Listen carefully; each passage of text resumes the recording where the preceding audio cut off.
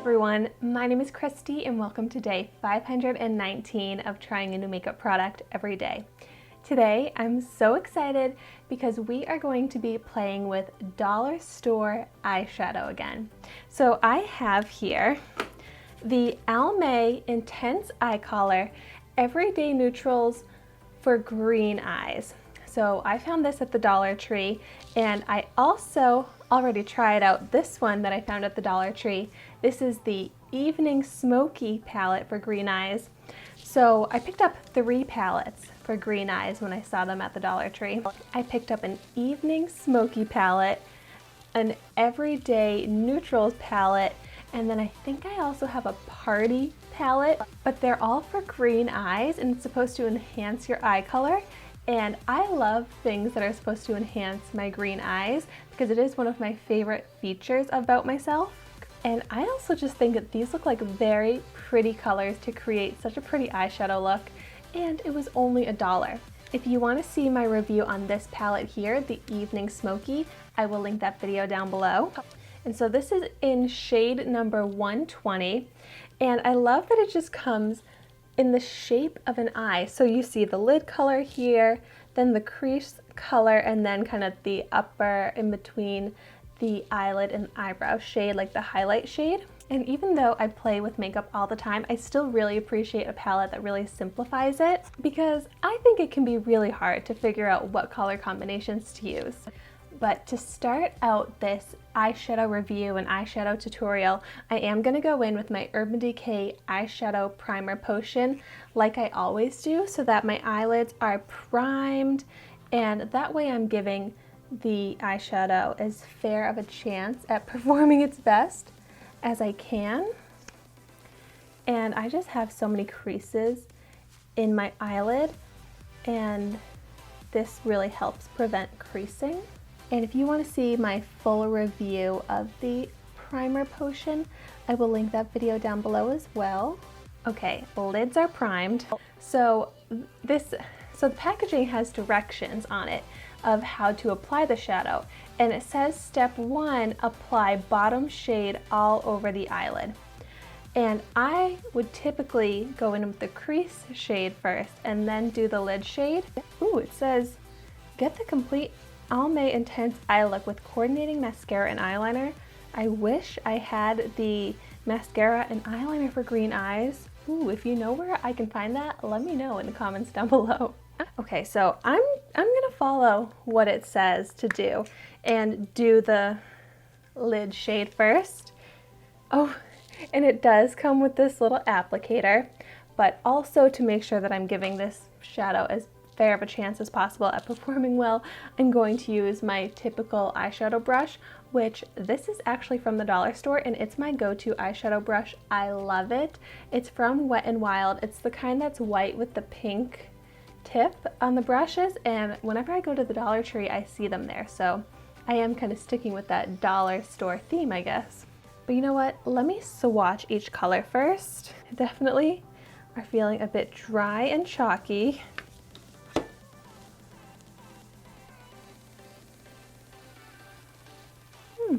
I mean, pretty colors. They all have a little bit of shimmer to them. Not as great pigment as I would have hoped for. This silver shade definitely does look a little bit patchy, but I might be able to make these work.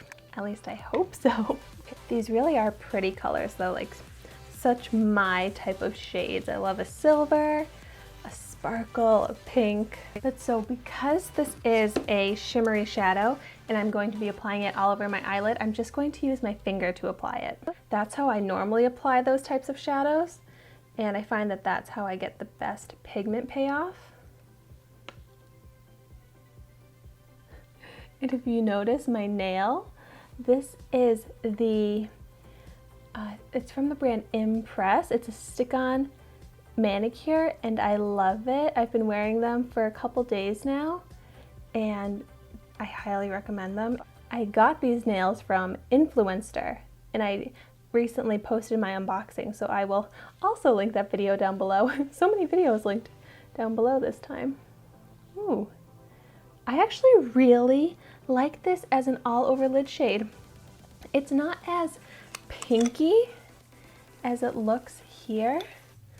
Once it's applied to my eyelid, it almost looks more like a mauve-y neutral shade, but you can see that silver sparkle to it. That's really pretty. Since I have a lot of redness to my skin, I tend to avoid pink eyeshadows just because I feel like it enhances the redness, but this is a lot more wearable and nicer than I was expecting it to look on my eyelid. Let's go ahead and apply it to the other eye. The only thing is there is not much pigment and it's very dry. Sometimes I'm like, oh, these eyeshadows are so buttery. Not this time. This is a very chalky texture and I'm applying a lot of it to try and get as much pigment to show up as I can. Okay, now I'm taking my brush and going into this shade here. Oh gosh, there's also a lot of kickback, but I'm going to work this into the crease. I also tend to use matte shades in my crease, but this is kind of shimmery. It's got some sparkle particles in it. It's blending out pretty well though. With the brush in my crease, it's not looking patchy, so it is pretty even to blend, which is nice. But I don't know, this shade in the crease is giving me more of a smoky look, whereas this was supposed to be the Everyday Neutrals palette. Not that I dislike a smoky look, but I would not really do this look every day.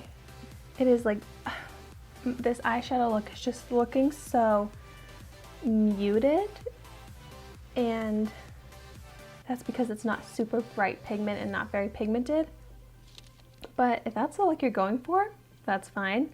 But that's the thing, when you do the crease shade before the lid shade, now I feel like I've really lost a lot of the lid shade. So I'm just gonna go back in with my finger and touch up the lid shade.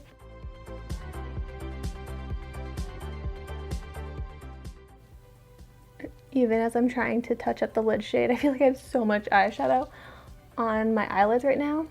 It's still not really making the lid pop. Okay, and the last step is to take this top highlight shade and apply that between the crease and the brow bone. So I am going to use my finger again to do that.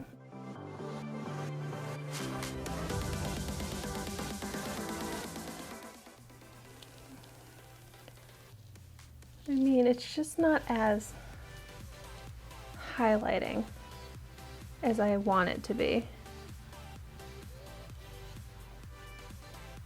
And if I layer it up, it looks a little bit better. Let's see, actually, I'm also going to take this little tool here and apply some of the highlight shade to the inner corner.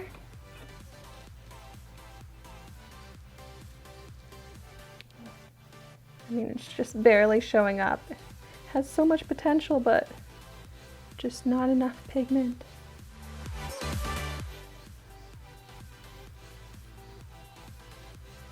I love the idea of this. I love the idea of this color combination, but they're just not quite enough. I almost want to create this color combination just using some other eyeshadows that I think are better and have better pigment. Okay, so here is the finished eyeshadow look. Is it enhancing my green eyes? I don't even feel like it's super complimenting to my green eyes, but I mean, it's not terrible. I would wear it, but it's just so far from the best eyeshadows that I've used that I'm being extra picky, and I'm just like, it's not really up to par with what I like and what I'm used to. Even though I'm not amazed with this eyeshadow palette, I am still looking forward to trying out that third palette that I got at the dollar store. And it would be really interesting if some of the versions of eyeshadow palettes performed way differently than the other ones. But definitely if you've tried this, let me know your thoughts on it in the comments down below, because I would love to hear about your experience. So there's no creasing, which is good. It feels very comfortable on my eyes, feels very light. I don't even feel like any of the shades performed particularly worse or better than the other ones. They're just kind of all around pretty muted shades. I'm not gonna let this palette go to waste, but if I was using this in an eyeshadow look, I would probably incorporate some more pigmented shadows with it. Maybe add like some halo eye effect or something like that. But thank you so much for watching my video today. Be sure to like, comment, and subscribe to my channel so you can see the makeup that I try every day. And I will see you tomorrow in my next video.